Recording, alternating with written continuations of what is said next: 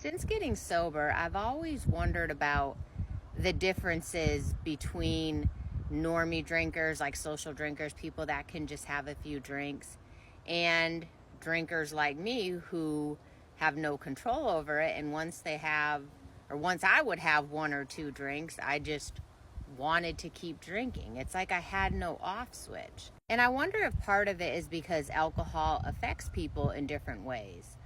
I've heard some people say that they have one or two drinks and they just feel tired. It gives them a headache. They just want to go home and go to bed. Whereas I was the opposite. When I would drink and the alcohol would hit my bloodstream and I start to get that warm, fuzzy feeling, it would crank me up. Like I was ready to go. It gave me energy. It hyped me up. So I would want to keep drinking more and more and more because I loved that feeling. It was such a rush. I loved the dopamine hit.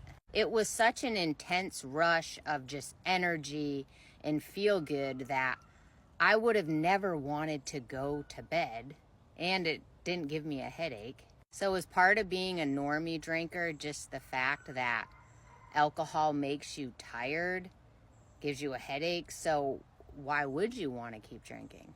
And I remember when I would be around normie drinkers, I would try so hard to be one. Like if I knew I was going out to dinner with normal drinkers, I would tell myself, well, I can only drink a few drinks in front of them, or I need to make it look like I'm only drinking a few drinks while we're at dinner. But of course, I would pregame before I left the house while I was getting ready. That was also a rush. I loved that. Like doing hair, makeup, drinking. It just, I don't know. I can't explain it. It's just a feeling that I loved. And then I would get to the restaurant and of course I would pretend I was like all classy, looking over the wine menu and asking the waiter about the different wines like I really cared. I drank gas station wine, so it really didn't matter, but I wanted to play the part.